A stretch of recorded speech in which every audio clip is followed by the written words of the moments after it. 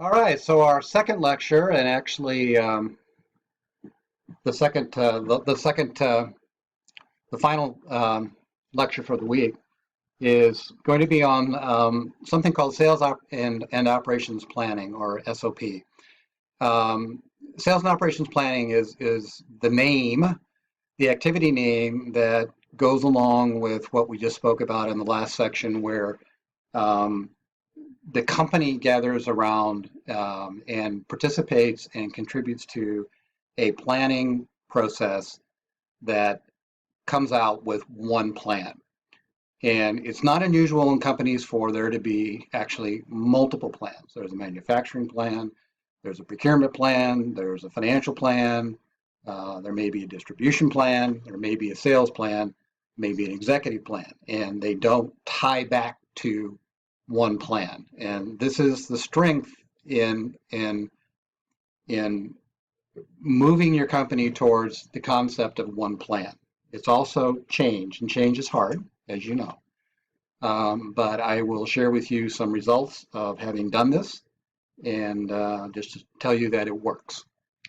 There is no question, and I hope you got this point in the last section, that the better your demand plan is, or the better your forecast is on what you're going to sell, the better your business is going to run, because you're not going to overcommit or undercommit the company to costs, to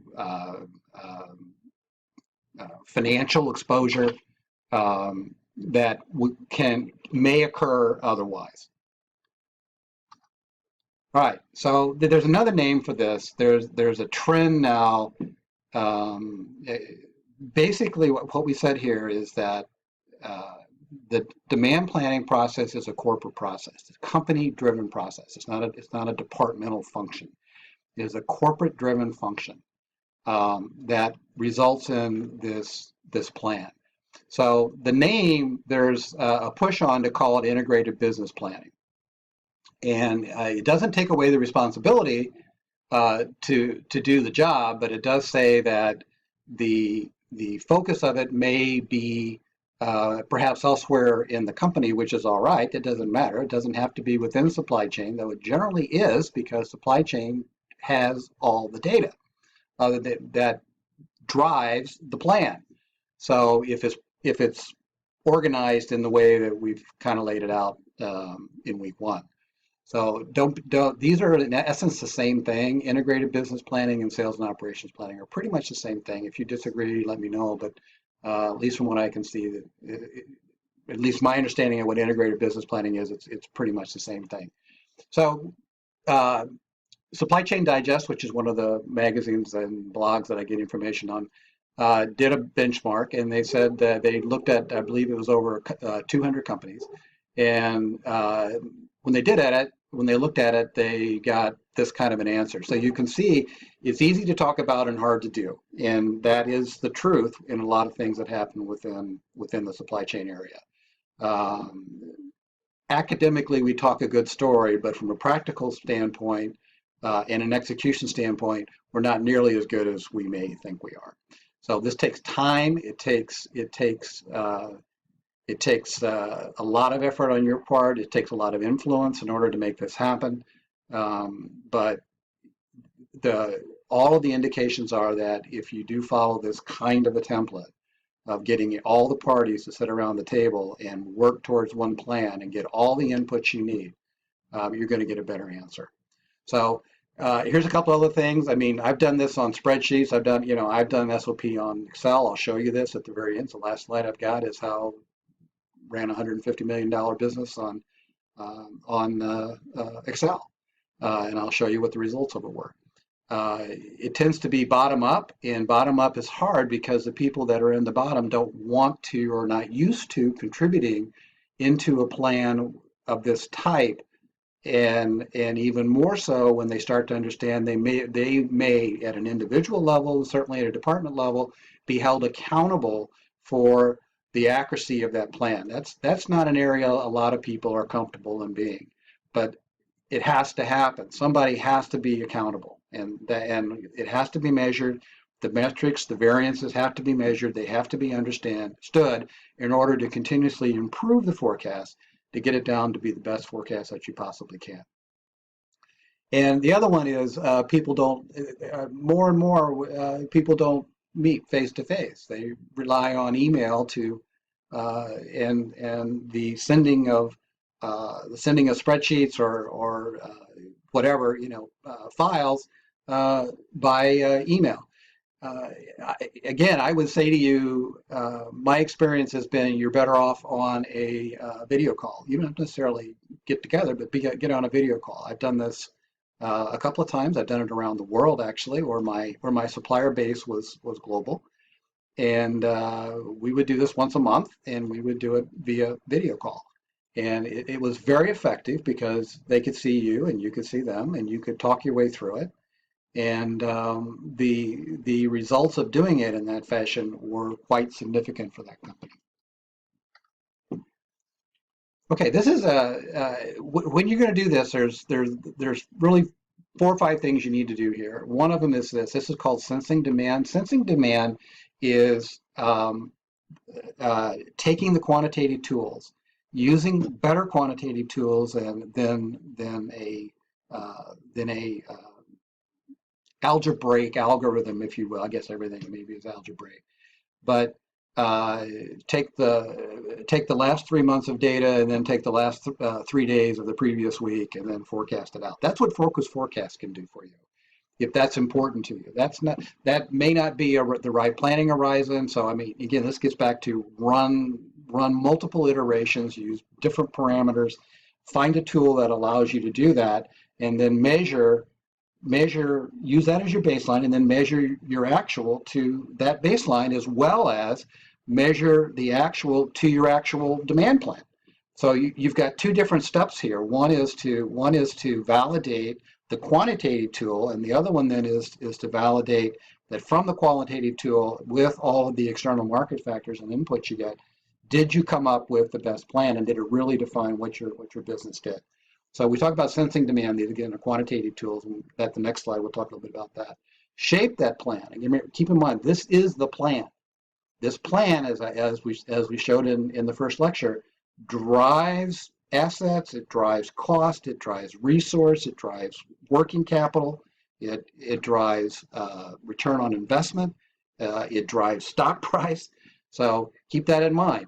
That's what you're doing. You have to shape this plan in a way for your company. There's no one way to do it. Shape it for your company, and that's why you need the inputs of your executive teams. Don't do it without collaborating with your global suppliers. Because some of those suppliers are making critical items or critical assemblies, and those critical assemblies, you cannot assume that if you change the demand that they can necessarily produce that. And it's becoming a little more critical now, particularly in China, as they are slowing down. And as they're transitioning to a domestic market, capacity cannot be assumed. I mean, you need to communicate this with your suppliers and get their buy-in that they can meet their needs, but before you solidify the plan and present it to your management team for review.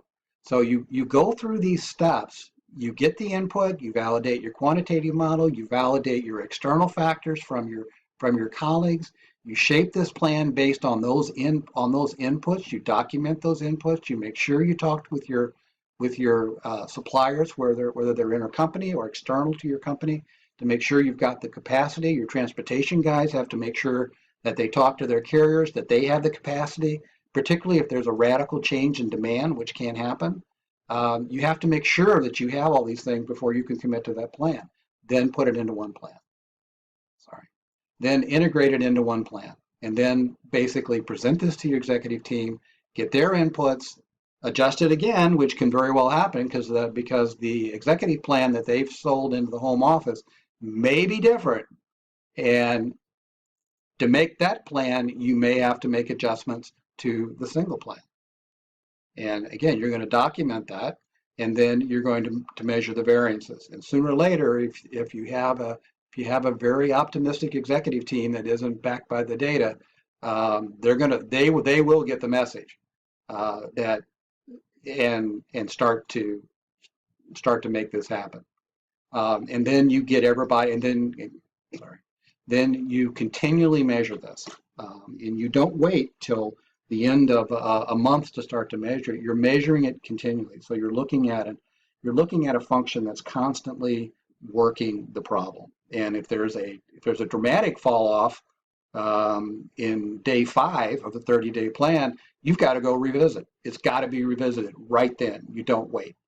So again, this requires a lot of data. It requires the tools. It requires the ability to push this data down through the organization within a fashion that the right information gets to the right people at the right time. And it impacts small companies the same way it impacts and medium-sized companies as it does large companies. It's probably harder to do in a larger company because you have these functional silos, more likely to have a functional silo. In a smaller company, like I was in, 150 million is not a big company. There were 4 people. So we were with each other all the time. I mean, it was a far more easier process for us to move this forward when you're dealing with 4 people than when you're dealing with a broad base of functions that maybe have not bought in to the whole idea of sales and operations planning. So in my situation, the CEO was the one who said, Mike, I want you to do sales and operations planning here. Well, we did it. And he was behind it. He insisted that everybody attend. What I'm telling you is exactly what we did there. And the results were absolutely outstanding. And we'll talk about that later on. Okay, so we talk about sensing demand. These are generally the different tools you look at: descriptive, and I'm not going to read them, predictive, and prescriptive. Okay, so this is the more sophisticated tool right here. That's looking at, this is your big data tool.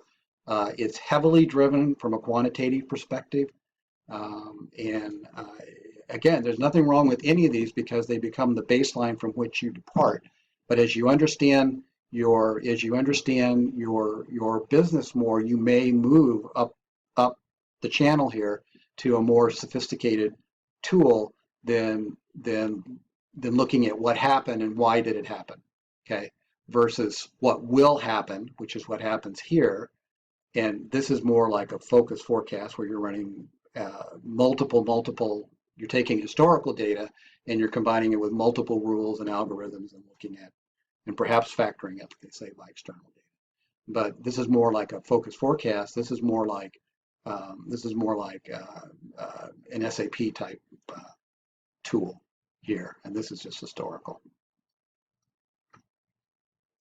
Okay, but we know from experience and we know from the research that using sensing demand avoids shortages and overstocked inventory. So we know it gives us a better view of where it's going. And if you use this and then extrapolate from there as you need to, you're going to be in a better situation. So again, the process leader, not the department manager, but the process leader compares the forecast to the customer service and the inventory levels. Everybody's involved and everybody agrees. So sensing demand is a key component of this in order to have that tool, in order to be the starting place. It's the starting place. When you shape the plan, you're going to be looking forward. You're going to build. You'll be building your time fences, whether it's if your plants are firm, depending on where your plants are. At Karcher, we were firm 12 weeks. And keep in mind, we had a supply chain that went from Germany and Italy and China into the United States. So part of our 12-week lead time, at least a month of that, if not 5 to 6 weeks of that, was transit time. So you have to understand, and then we had to manage that because if we got bumped and we off the boat, then we had another problem. So again, you have to, you're really looking at that time fence and where can you plan. But we planned in Germany. We planned the plants in Germany, and we provided our plan to them. And then we negotiated with them capacity if we needed it. And we did that on a very regular basis. And then every day we talked to them. So it was a strategic effort on our side. And that's exactly what we did. You're going to balance it. You're going to identify the gaps. This is very important. Identify the gaps. For example, sales says 1,000, manufacturing says we can only sell 800, and transportation says, well, we can only deliver 400 because we've got a capacity issue coming out of Korea. Okay, what's the answer? 400 is the answer because that's all you're going to get. Then you start looking for what can we do to get it back up to 1,000. You can fly it. Okay, you can steal it from another country. Maybe you can steal it from Canada. Something like that. So you look at your alternatives, you identify the constraints and the conflicts, and you work your way through it into your plan. That's shaping the plan. Collaboration, I don't think we need to spend much on this, but I mean, we use technology to do that. Again, no longer do we have to host a lot of our supply chain solutions. We have this kind of a solution, which is SaaS, software as a service. It's all cloud-based. We now have enterprise resource planning systems, but my caution to you is these are designed to work within the enterprise. They are not necessarily efficient at working outside the enterprise and bringing data in outside the enterprise because the integration techniques are not there. So just keep that in mind. It's not that it can't be done, but generally it's going to require a middle partner to help format data to make that happen. And then business intelligence is taking all the data at the level at which you want, and then you manipulating it into views and scenarios on your own. So there is no one answer in supply chain. This is the beauty of it and the challenge of it. Do what makes the most sense. Make sure that when you do these forecasts, you do this demand planning, it really reflects what your business is and where your business is going, and then you deviate or you revise or refine from there. So do what makes the most sense for your company. You don't have to go out and buy SAP in order to do this. I think that's the message. But the fact that you have to do it, the fact that it's being done regardless, is unarguable. I mean, somebody's doing it, and as a result of doing it, commitments, financial resources, labor resources, capacity issues are being made somewhere by somebody. And the whole point here is to make sure that everybody has one plan. Compare the metrics, look at the reason why you missed it. This is the single plan concept. We've been over this. Perform the event, and then review it. Finally, you want to monitor, measure, and modify. This is the orchestration. And you want to address, we talked about this, but you want to address the plan variances immediately because they're going to affect you need to get them out in the open and get them in front of your executive team as fast as you can. Sensitivity means that you're basically focusing on the key items. You don't focus on an item that's being discontinued and change your demand plan, but you may not want to escalate that situation other than to bring it to the attention of people. We're not going to make that particular plan. Okay, this is a tool that I've used. It's called weighted mean absolute percentage error. And what it does, it says here, you see this term here, it absolutely is merciless. So, I mean, if you're into that, if you want to be merciless, this is a good way of looking at it. And it gives you a very simple idea of how it works, okay? It takes the absolute error, not the cumulative error. There is another measurement that does this, so the actual error, it would look at 5 versus 200. You get a very different issue than saying, hey, wait a minute, item A was off 25, item B was off 20. So my absolute error was 45. That can be lost sales, it can be excess inventory, it can be whatever it is. And this is a little more sophisticated way of measuring in this. Now you can this obviously is programmable, but it does tell your demand planners wherever that responsibility lies, it does make somebody responsible for addressing why did that happen. Okay, why did we miss that? Because in this situation, we were over inventoried. In this situation, we lost 20 pieces of sale in the month in which we expected it. And the second one is just the reciprocal of that. And that's what you get that's when you get the 5 out of 200 when you do it that way. So this is the other way of doing it. The absolute percentage accuracy versus the absolute error. Okay, should be fairly straightforward to understand that. But they're two very good measures. And again, you would use this selectively. I mean, you don't need to measure. You probably would want to do this on an A item, but not on a D item, or a D class or a D family. You can take the number, but you're looking at the contribution of those products is generally considered to be 5% of revenue, and roughly what 75% of the 75% of the SKUs. So that's the Pareto type analysis you have. Okay, that's how you do that. Okay, so this is the worksheet that you can look at your convenience to help you kind of understand. You can set it up if you wanted to try one, and it just gives you an idea of how to measure it. And obviously, this can easily be coded without any difficulty. This is an Excel formula. Okay, so the strength of SOP is this: is that the forecast is the most important input to the planning process, but that perspective gets linked to the plausibility and impact of all the other forecasts that may already exist out there. So this is the concept of reacting to dynamic demand as things take place. This is a very dynamic market we're in right now. If you're not in a dynamic market, then you're very fortunate. So that may be more like a commodity market, but the commodity markets can't even say that, because they're equally dynamic. I mean, right now we're experiencing significant dynamic demand changes in the United States on commodity markets because of the strong dollar. So that goes up and down, but based on the contracts that you have. So this is a little bit from having done this for quite a while. You need to identify the players, make sure, and it may not necessarily be the department manager either. I mean, make sure that it's the right person who's really able to navigate and work within the company to get the best information.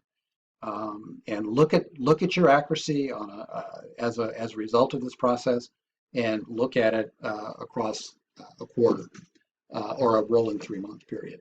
And this gets back to what I just said: who has the most direct interaction? So sometimes you'd be surprised who this is. It's not the VP of sales, and sometimes, at least in the case where I've done this, it happened to be the marketing guy. Who worked alongside the sales manager hand in hand, but he actually had a better interaction with the customer because it wasn't a buying interaction. It wasn't a buy-sell interaction. I mean, both of them had an input, but this gentleman right here was in a better position to give us better information. We've talked about this. We don't need to go about it. This is something that people don't do. They don't always divide by the actuals. They divide by the forecast. So don't do that. Divide by the actuals. That will give you the numbers that you need to understand and where you need to improve in order to do that. We've hammered this to death. Forecasting software, it will give you a forecast, but it doesn't necessarily be a good one. It doesn't necessarily be the best one that you can get. And of course, measurement. So this is a template I was talking about. This is a very simple template. This is not the product line, but it's a forecasting tool that you can do. You start with a beginning inventory number, and you're putting in here various inputs, which I didn't show here, but you're looking at, well, when am I going to, here's what I have, here's my on-hand quantity. I'm 50 below, I get 50, I got 0. When am I going to get the next one? When am I going to get the next one? And when am I going to sell this week, this week, this week, this week, this week? And you just net it out. This is a very simple Excel model, and it says at some point in time you're not going to have any inventory, like right there, In week 13, you're not going to be able to meet your inventory. You're not going to be able to meet your inventory in week 6 because of the way that you don't have anything planned to come in. So this is a very simple way to take a problem and present it back and say, we've got to do something different. At Karcher, we had roughly 25 items that drove the business. We had hundreds of items and parts, which was another kind of a forecast. But for the demand side, we had roughly 25 different SKUs, different types of retail consumer models going into the big box stores. And we used a very simple tool like this, worked directly with the German planners, who also manage China. And we were able to take an inventory turn that was less than one, and in the space of a year, got it up to well. In the first year, we worked our way through it, and then in year 2, by the end of year 2, we were at 8. So that is a dramatic impact on the financials in the company. It allowed us to turn in a positive return on assets where the company had never in its history, which dated back to 87, had never had a positive ROA number. And that's really primarily because the market here is really, the margins are 1 to 2%. When your net margins are really only 1 to 2% after when you're dealing in kind of a retail situation we were in. But so the metric wasn't necessarily margin percentage, other than one of our metrics was a positive margin percentage, which had never been accomplished either.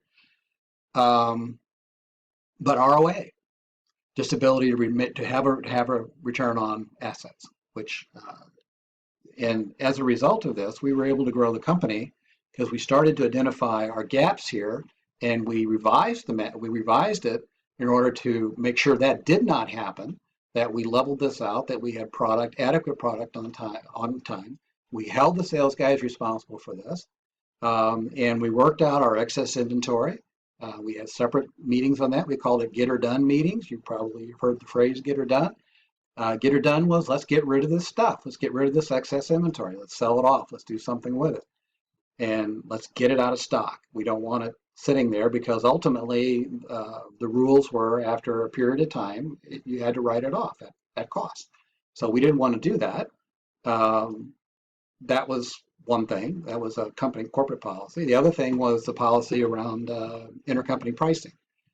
So when the euro would go upside down against the U.S. dollar, we would get a price increase from the factory, and the factory would just say, "Well, increase your prices." Well, you can't do that when you've already got you have had a line review and you're going to sell it at X dollars. So there were a lot of complications in being a U.S. division of a foreign company. A lot of good experience, but this tool right here, seriously, it was no more complicated than that. Allowed us to drive inventory down dramatically in terms of space, in terms of transportation costs.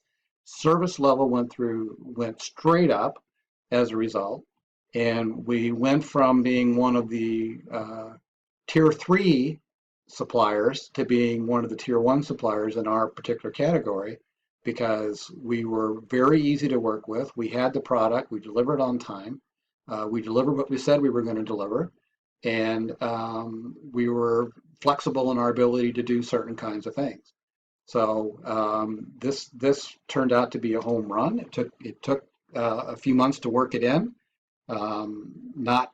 It obviously isn't going to happen in 1 month, so keep that in mind. But this was a very positive success story, and I've seen this work elsewhere too. We did the same thing on returns, and dramatically assisted some of our clients in terms of understanding what their returns forecast looks like, because they don't forecast returns. But that for them, for this particular company, those returns generally get turned into a second sale. So more of a circular situation or a continuous economy. And they needed to understand that, and they didn't have the tool to do it, but we did have the tool to do it. So Again, this can be very powerful and insightful in terms of what you're doing. So this is the last slide on 9B. So the next thing for you will be to look at the cases. I've got some notes on the cases, and I will put them into the content area within each of the two cases, rather than give you a case review, as I did in week one. So I will put those comments in there for you to kind of give you some guidelines in terms of what you might want to look at as you're reviewing these cases, just like we did in the previous week. So with that, you guys have a great week, and I look forward to seeing your submissions.